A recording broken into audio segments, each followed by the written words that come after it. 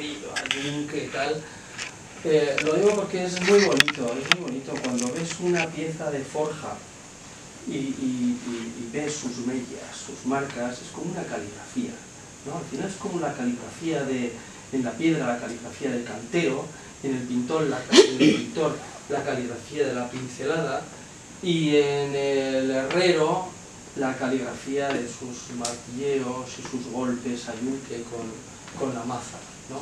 Bueno, pues una pieza de esas es la que hemos tenido entre manos, y cuando apareció pues se encontraba con calcificaciones de todo tipo, desde restos de morteros de cal, que la habían, el espigón en el que había estado atrapada eran unos morteros de cal que no eran solubles al agua, y gracias a eso se sujetaban todos estos armazones, y calcificaciones, desde calcificaciones de insectos marinos y demás. Pero bueno, se intuía su forma, como veis, se intuía su forma, y todo parecía indicar que en el interior estaba el núcleo de hierro, ¿no?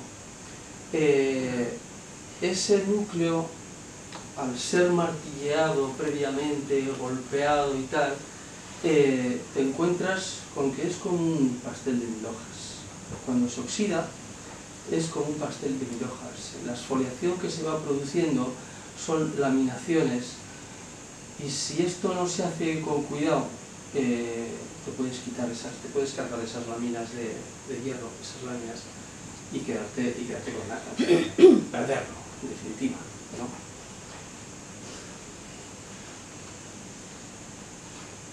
Aquí seguís viendo la pieza más detalles, como un vástago, una especie de chaveta cruceta, que es lo que entraba dentro del muro, y asomaría la argolla con su amarre circular que lo atrapa. Y bueno, y aquí ya empezamos un poco, no, esta no es la de la restauración. Pero bueno, veis ahí el detalle de cómo cuando apareció, cómo se encontraba metido entre los sillares de cantería y demás, las exfoliaciones, todo, desde las propias exploraciones del hierro que trepa entre esos restos de mortero de cal y concreciones de todo tipo. Vemos ahí ese color verdoso ya de los óxidos. Bueno, nosotros la limpieza ha sido por medio de un microarenador que lo podemos ver aquí, como veis ahí, esa especie de puntero, en el que metíamos microsfera de vidrio. La microsfera de vidrio es un sintético muy fino, es un polvo, es un plástico en definitiva, ¿no? Que consigues crear una erosión, pero es muy controlable. Y al mismo tiempo esas microsferas se meten en los recovecos y rebotan. No es como antaño se hacía con la arena de sílice, que eran... pues nada. No era como antaño se hacían con la arena de sílice, que eran puntas con 40... Perdonadme, pero se me ha olvidado apagar. Con 40 aristas, si las miramos en el microscopio, las bolitas de arena de sílice tenían pequeñas aristas, y eso que hacía que desgastasen la superficie de forma incontrolada, ¿no? La microsfera de vidrio son como pequeñas pelotitas, como os digo, de plástico, ¿no? Que te permiten una erosión muy controlada. Entonces se proyectan con ese aparatito que veis ahí, y ya veis cómo vamos aquí a la derecha, veis cómo vamos con cuidado, quitando todas esas concreciones, todas... hasta pequeños lapillas con pequeños moluscos que había ahí medio fosilizados, con el tiempo incrustados y tal, pero bueno, ahí vemos cómo vamos sacando. Y luego el otro sistema que hemos utilizado, que en realidad nos ayudábamos con los dos, que es, igual se lo conoceréis de cuando vais al dentista, ¿no? Que es el cacharrito de ultrasonidos. Bueno, pues por medio de ese puntero de ultrasonidos íbamos quitando ciertas incrustaciones y con otras características que, bueno, pues con la microsfera de vidrio parecía que no querían salir, y bueno, ibas ayudando con unos, con otros, y así ibas consiguiendo quitar digamos, el grueso, pero siempre tratando de que el núcleo nos quedase ahí para, con el proceso siguiente, y este sí que es curioso, que es la electrolisis, por medio de la electrolisis, generar una reacción química y conseguir lo que queremos, y es que el óxido que se encuentra entre las laminaciones, esas laminaciones del metal, pase a una chapa de sacrificio, es decir, pues metemos una chapa en el que ponemos el ánodo, ¿no? Una batería en medio, y donde veis que pone el cátodo es donde pondríamos, amarrada con un cable de cobre, unos cables de cobre un poco contundente, es donde pondríamos la pieza original, ¿no? Pretendemos que con esa reacción eléctrica, ¿no? Con esos electrodos, tratar de hacer pasar todos esos óxidos, pasarlos de una chapa del metal original, de la pieza original, al hierro de sacrificio, ¿no? Es curioso y la verdad es que cuesta entenderlo cómo se produce esa migración, pero ahí, por ejemplo, veis, esto se hace en agua destilada. Entonces, el nivel del agua destilada lo hemos bajado y estaba el agua llegaba a este nivel. Como veis, esto que hay aquí es la chapa de sacrificio, ¿no? Y a la chapa de sacrificio es a la que transferimos los óxidos que se encontraban aquí, en la pieza original. Claro, esto no puedes hacerlo alegremente ni las horas y el tiempo que haga falta, porque corres el riesgo de debilitar la pieza. Entonces, algo de esa oxidación eres consciente de que siempre estás dejando, y es hasta bueno que la estés dejando, con la intención de que luego, por medio de inhibidores, como es el ácido tánico, tratas de generar otra reacción química con el ácido tánico y creas una especie de pavonado que detenga el óxido, ¿no? Aquí se ve, en esta foto, se ve muy curioso. Encontráis todo el óxido que pasó de la argolla a esta chapa, que cuando la metimos de verdad estaba como esto, estaba limpia, estaba perfecta. Aquí abajo veis la argolla, y la verdad es que aparentemente cuando la limpiabas con la microsfera parecía que realmente la habías dejado pues, muy bien, estaba impecable, ¿no? Pero ya digo, luego después, una vez que hacías el proceso de electrolisis, te dabas cuenta de que había mucho más. Veis aquí la pieza, los detalles de cómo todo el óxido queda transferido. Como digo.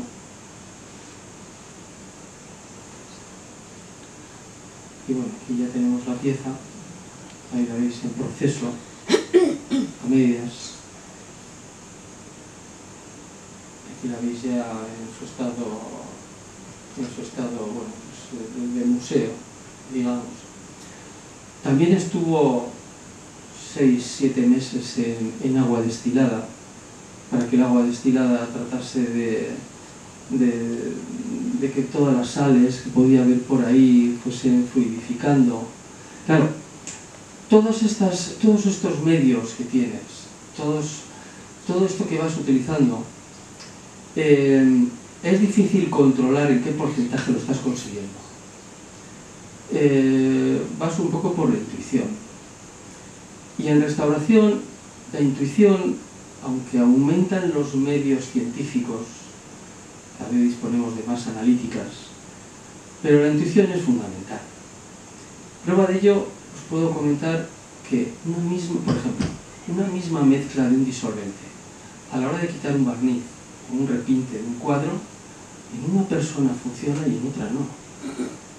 Depende hasta del día de la gente, ¿no? Por eso digo que es que en restauración la intuición es las señales de lo que parece que la pieza te está diciendo y hasta dónde tienes que llegar, porque no por llegar en una restauración, en una intervención, meterte a saco y meterte a fondo, no, tal, no sé qué, es mejor. Siempre hay un punto en el que te tienes que parar quieto. Y ese punto, de alguna manera, es, yo, por ejemplo, suelo decir, bueno, ¿cuál es el punto en el que cuando vas a un museo o a un lugar y ves una pieza, te gustaría qué aspecto quieres que tenga? Pues de verdad, mi aspecto no, el aspecto no es como si acabase de salir del horno. El tiempo, los siglos, las vicisitudes, todas las historias que han podido pasar por delante de esa pieza, de alguna manera se tienen que intuir, se tienen que ver que el tiempo ha pasado por esa pieza, ¿no? Por esa razón, luego iremos a un cuadro, el cuadro que hicimos,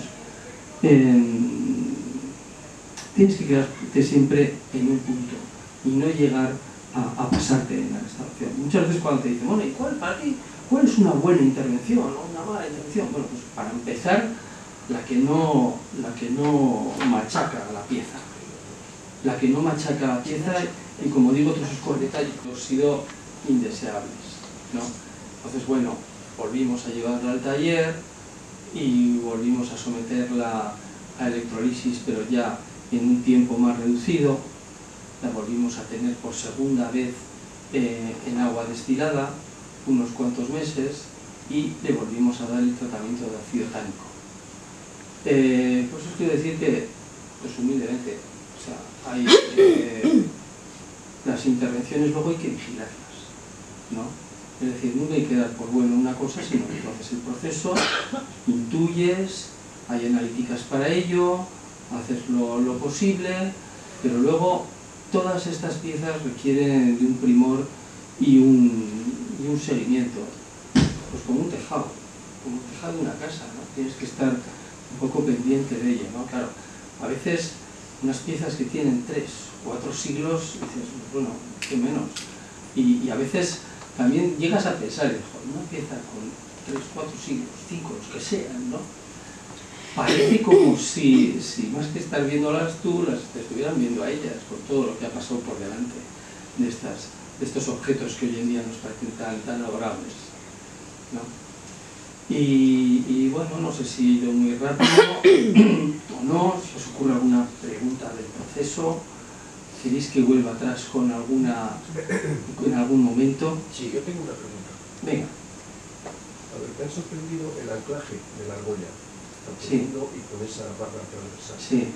En la ría, al menos en la zona de los paseos, enfrente de Camay y enfrente del casino, en las escaleras, hay argollas que yo estoy viendo y son iguales que esta. Lo que no se ve es toda esa parte. Todo lo que hay dentro. ¿Serían todas iguales? ¿Se sabe eso? Si son todas iguales, ¿hay alguna idea? Es un trabajo de arqueología y lo dejaría en manos de los arqueólogos. O sea, hay que romper es algo a lo que yo no puedo responder. No, mi pregunta era si había alguna información de que efectivamente... Desde luego hoy en día con los georradar se puede saber. Ya. Se puede saber lo que hay por ahí dentro, ¿no? Pero hay ciertos detalles que hasta que no haces la excavación arqueológica no llegas a palparlos y a tocarlos, ¿no? Es que el profesor está un aventado que dijo que se iba a llevar una de esas argollas a casa. Ya.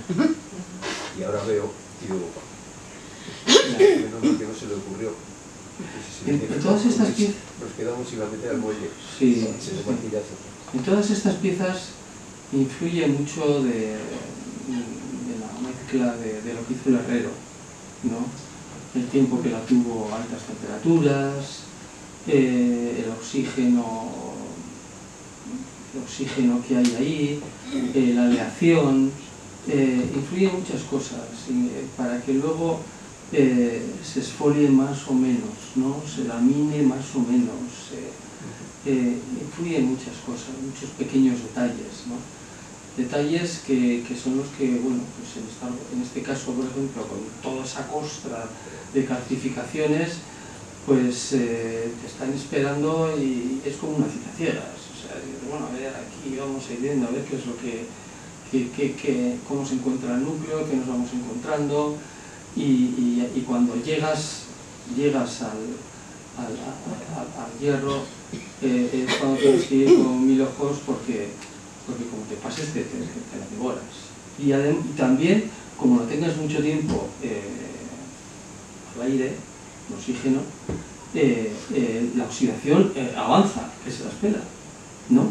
Por lo tanto, tienes que ir enseguida tratándola primero, pues un poco como digo, con el medio este que tenemos, el clásico, el tánico, el ácido tánico, de los taninos, el famoso ácido que viene de los taninos, ¿no?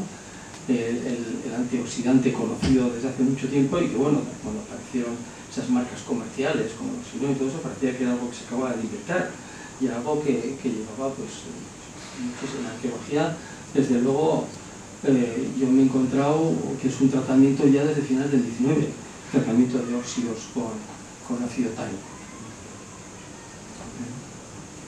Una cosita, Sí. el proceso que has explicado es el que utilizan para las monedas que aparecen en los pecios, más o menos. ¿Por electrolisis? Sí, más o menos el proceso. Sí, se Tan utiliza laborioso y tan por para electrolisis. recuperar monedas antiguas y eso. Sí, sí.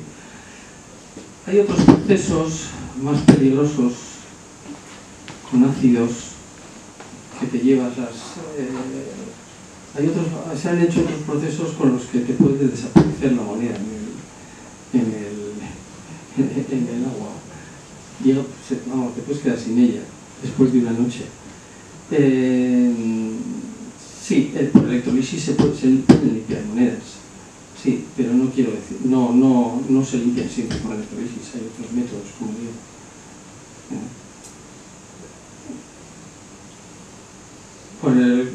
Simplemente con ácido clorhídrico rebajado muy suave, que es más básico y con mucho cuidado, pues es lo que normalmente los numismáticos limpiaban los óxidos, un poco superficie, y enseguida cuestión de neutralizarlo con mucha agua y jabón, y si es jabón neutro mucho mejor, pero vamos, eso era más básico y eso era un método que se ha utilizado.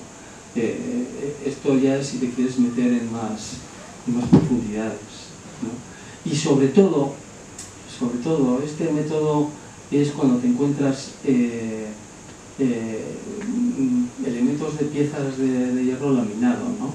Entre las laminaciones, en una moneda generalmente pocas veces te las encuentras laminadas, casi siempre suelen tener un núcleo más compacto. Yo no sé si es por el proceso de cuando se acuñan o que están menos metidas,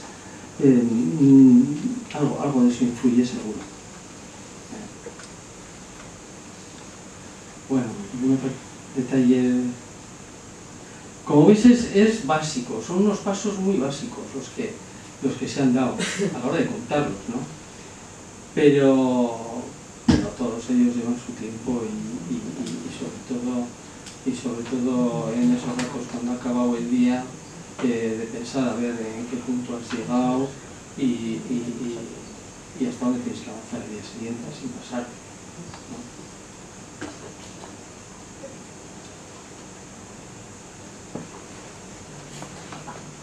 Bueno, pues aquí tenemos el lienzo que hicimos del capitán que era José Lotina, que murió, ¿no? Murió en el hundimiento del Príncipe de Asturias en 1916. Este es un cuadro que por sus características, sus pinceladas, no sé, incluso el oyeratismo que nos hemos comentado, de que tiene todo el aspecto de ser un cuadro hecho a partir de una fotografía. Nos daba ese comentario. Y por lo tanto, bueno, posiblemente un cuadro póstumo, ¿no? Lo que sí, bueno, el cuadro pues bueno, es singular por el personaje al que representa. Y además tiene un marco precioso, un marco art déco contemporáneo, es 1916, con esos motivos vegetales entrelazados, vamos, que lo habréis visto, cosas así que recuerdan a esto. Pues bueno, las artes decorativas que había en Cataluña en estos tiempos nos hace recordar hasta los ornamentos de Gaudí, ¿no? Máximo representante del Art Deco en estas fechas.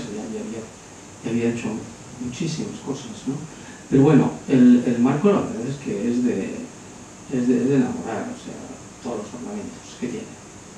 Y veréis lo estropeado que estaba, además toda la purpurina que tenía y demás que ocultaban los restos de su original. Bueno, esto es un poco una imagen del estado que se encontraba. Toda la parte de abajo, la moldura esta inferior, la punta inferior estaba perdida, y muchos ornamentos de estos que veis aquí también, posiblemente padecería alguna pequeña inundación y el cuadro estaba en el suelo y todo esto se destrozó. Le habían dado una mano de purpurina. La purpurina, si algo tiene, es que está hecha con virutas, con polvo de cobre. El polvo de cobre pues se oxida y enseguida coge un tono mortecino horrible. Yo suelo decir que cualquier color más o menos acertado siempre es mejor que una purpurina. Y tal vez la purpurina pues es el antítesis de nuestro, no sé si decir, de nuestra profesión o de nuestra apreciación, porque para dedicarte a esto de la restauración pues te tiene que gustar mucho y tienes que valorar mucho todas estas cosas, ¿no? Tienes que sentir algo cuando tienes entre manos estas piezas, ¿no? Y bueno, pues aquí ahora yo os voy a contar un poco cómo fue la intervención de este lienzo y de su marco. La firma, pues te da rabia que la firma la tengas delante y que haya algunas palabras que intuyes y que no las sepas leer, que vayas a esas enciclopedias de pintores a ver si encuentras algo parecido y no encuentres la firma. O hoy en día pues tienes internet, pues miras en internet y nada. Bueno, pues posiblemente sería un pintor retratista al uso, de un nivel, pues bueno, un nivel medio, pero que no podemos saber quién es. Hay detalles, fijaos este botón qué bonito, cómo brilla, realmente podemos intuir que es metálico, ¿no? Es un brillo metálico. Y su cuadro está pintado rápido, tiene muy poca capa de color, el estrato de color es muy fino. Posiblemente fue un cuadro que lo hicieron con algo de prisa,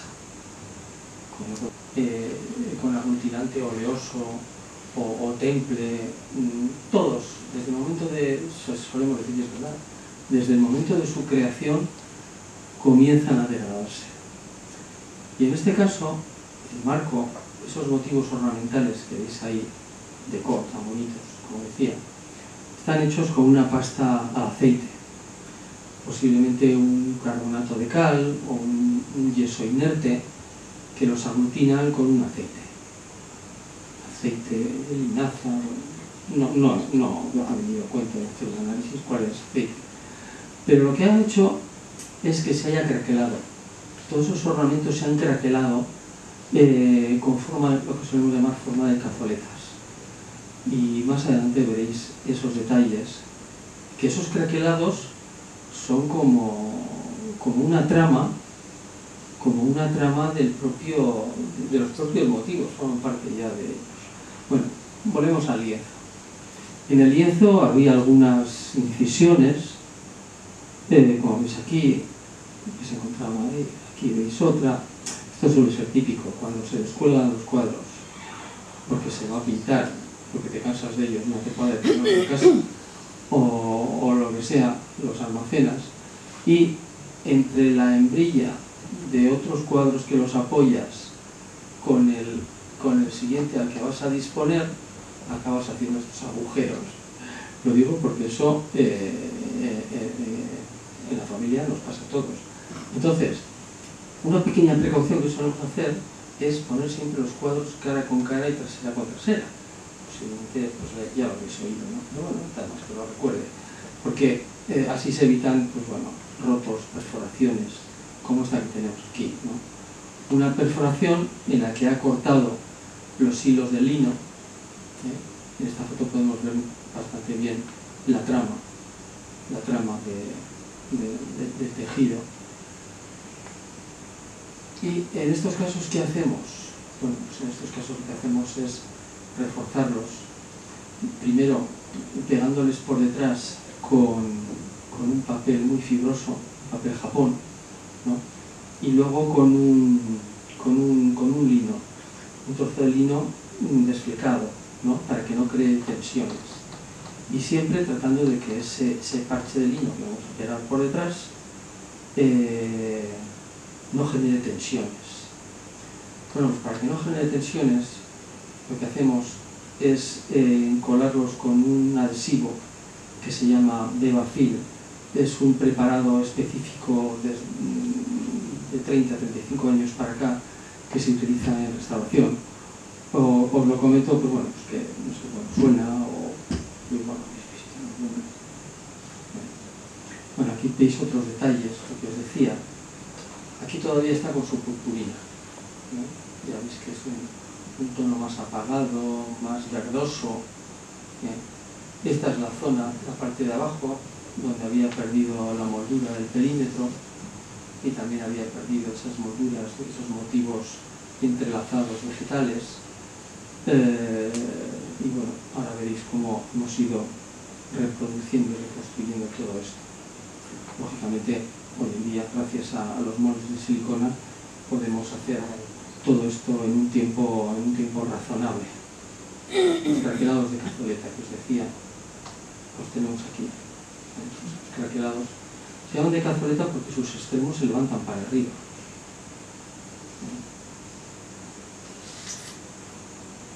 Bueno, como veis el cuadro, aquí os he metido una foto del cuadro en su aspecto casi... esta foto se me ha colado y es un poco casi terminada.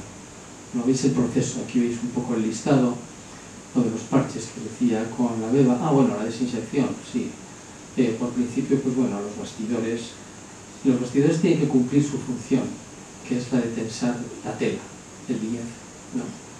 Si están muy destrozados, los sustituyes, pero a veces te encuentras con inscripciones, con anotaciones. Hemos llegado incluso, no ha sido este caso, pero en algunos otros hemos llegado a laminar esa inscripción y a pegarla en el nuevo bastidor. Sí que es cierto que hoy en día con las resinas metacrílicas, metacrilatos líquidos, que puedes impregnar la madera, puedes darle una consistencia importante, ¿no? Fuerte. Pero en un lienzo el bastidor tiene que cumplir sus funciones, que es tensar la tela. Entonces, aunque a veces nos emocionemos con esos bastidores, si son bastidores 1900, finales del 19, pues bueno, se sustituyen. Si es un bastidor anterior, a veces hasta si está muy destrozado, les metes injertos, les metes varillas para hacer todo lo posible para conservar esos bastidores, hasta los encuentros, ves cómo están trabajados con los sistemas de corte. Bueno, en este caso, este bastidor con desinsectarlo fue suficiente. Y encolarle algunos fragmentos, algunas piezas que tenía por ahí para darle consistencia, y la verdad es que hace que la tela mantenga su plenitud. Aquí tenemos dos fotos donde vemos la evolución de la limpieza. Bueno, pues aquí nos cabe comentar cosas como que para realizar la limpieza buscas una mezcla de disolventes, unas mezclas de disolventes que sean capaces de disgregar el aglutinante de ese barniz oxidado, en algunos casos, o la polución, que puede tener sobre él sin disgregar el original. Esto lo podemos conseguir porque el aglutinante de los colores posiblemente no tiene nada que ver con el aglutinante de los barnices. Y luego, aunque en el caso de cuadros que los encuentras con repintes, el repinte y la policromía original, aunque tengan la misma composición química, si tienen una diferencia de 50-100 años, en ese periodo en que el original ha curado, ha solidificado, ha generado esa reacción química de solidificación, es suficiente para que nosotros hagamos una mezcla capaz de disgregar y diluir el repinte y no el original.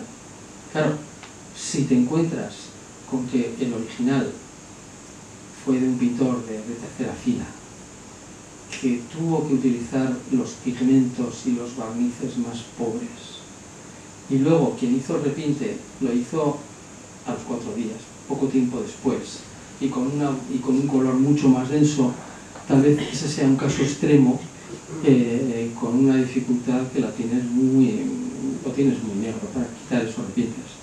Pero generalmente, cuanta más calidad tiene el cuadro, cuanto mejor era el pintor, utilizaba las mejores resinas, los mejores pigmentos. Es decir, los cuadros del Prado posiblemente sean más fáciles de limpiar que muchos cuadros de segunda y de tercera fila que a veces nos llegan al taller. Lo que pasa, y además, pues bueno, un cuadro importante cuenta con unos presupuestos con los que, bueno, pues te puedes hacer unas analíticas y no con cualquier cuadro, como digo, puedes hacerte unas analíticas para saber cuál es su composición. En esas analíticas, pues bueno, hay detalles, el hecho de que tengan albayalde, que es el blanco de plomo, ya te está hablando de fechas, que te encuentres otros pigmentos muy característicos, la azurita, ¿no? La azurita se deja de hacer a mediados del siglo XVII, con lo cual, si en esas analíticas te encuentras la azurita, pues bueno, ya hay unas fechas, ¿no? Para datar una obra, pero al final lo más importante es el experto en una pintura de una determinada época, capaz de leer entre líneas ese cuadro y entender cuál es su atribución, y gente que es capaz de leer esa caligrafía, esas improntas, esas pinceladas que un pintor en una época tiene, cómo va evolucionando, y que ayuda a reconocer una falsa atribución. Bueno, aquí tenéis algunos detalles del marco. Aquí ya hemos quitado los recrecidos con pegotes de yeso que le habían hecho, con plastes y demás. Y bueno, aquí ya lo tenemos el original, y esas son todas las pérdidas. Como que se ve ahí una serie de pérdidas. Había alguna por aquí también, por aquí, pero sobre todo era la parte de la armadura perimetral inferior y todos los elementos de esa pieza. Este era su estado original, como os decía. Y aquí veis ya el proceso. Ahí tenemos el molde de silicona, aquí tenemos la reproducción, el positivo, hecho en una resina epoxi muy utilizada en restauración, aunque tenga este color que a veces no nos ayuda en nada, ¿no? Cuando tienes que hacer una pieza de muy pocos milímetros de espesor, nos ayudamos colocando una gasa detrás para poder manipularla. Luego se recorta y demás, y aquí la veis ya encajada y situada en su posición. Luego con estucos ajustamos detalles, y bueno, como veis aquí, al hacer las reproducciones con la silicona, sacamos esas improntas, esa retícula de los craquelados en cazoleta, que de alguna manera pues es otro detalle, otra singularidad que tiene el marco, porque igual alguien puede decir, oh, si está destrozado, si está craquelado, es lo mismo que en un cuadro, ¿no? En un lienzo. A veces te encuentras unos lienzos con unos craquelados preciosos. Hubo detalles, como es en los impresionistas, que les permitió ir al aire libre a pintar con aquellos tubos de estaño. Bueno, pues antes que eso, las pinturas se tenían que elaborar y demás, con una maza, molerlas. Todas esas pinturas, esas resinas, ¿qué pasa? Que todas ellas han sido menos densas y acaban transparentando con el tiempo. Esas transparencias hacen que muchos cuadros del siglo XVI, XVII, XVIII, las distintas capas de color tienen una profundidad que es lo que hace que son tan estéticas y tan bonitas, y al mismo tiempo nos ayudan a reconocer rápidamente una falsificación del siglo XIX, cuando están falsificando una pieza del XVII, del XVI, que por muy bien pintada que esté, iconográficamente con todos sus detalles, pero esa profundidad, ese detalle de esa profundidad que tiene la pieza original, que es algo que lo podréis observar en los museos, es difícil de copiar y de falsificar. Se suele decir, hay una frase muy bonita, que se suele decir que se falsifica y se copia la presencia, pero no la esencia. Entonces, la esencia son esos detalles de la obra hecha en su momento, ¿no? Bueno, pues volvemos a perdonar que me haya ido por aquí, por allá. Bueno, volvemos al marco, los detalles de la reconstrucción. Seguimos un poco también con estos otros detalles del perímetro. Aquí veis el molde de silicona del perímetro, también con todos sus detalles. Este marco, esta parte, digamos que estaría dada la vuelta, ¿no? Esto sería la parte de abajo, ¿no? Y esto lo mismo, estaría dada la vuelta. Pero bueno, al final lo pusimos así.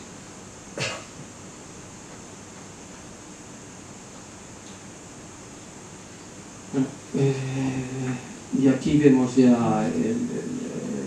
la restauración, la intervención. Tal vez está un poco velada esta foto, pero bueno, ya podemos decir que es un retrato en el que aparece toda la iconografía del mar, del retratado, sus atributos, del rango que ocupaba, del capitán, en fin, una serie de detalles, e incluso tenemos hasta el mostacho que nos sitúan en la época, ¿no? De los años, rondando los años 20, ¿no? Bueno, pues es un cuadro que de una calidad mejor o peor, pero es un cuadro representativo. Es un cuadro representativo de una historia, y la historia que hay detrás del cuadro y del personaje, pues son matices a valorar y a disfrutar de la obra cuando la tengamos delante, ¿no? Lo mismo que el marco, recordaros el marco estética pura de Co, que es una pieza contemporánea de cuando la obra fue creada. Y bueno, pues ese ha sido un poco el proceso. Y bueno, si os ocurre alguna pregunta o ronda alguna cosa por mi cabeza de lo que hago, y pues tenéis libertad para preguntar.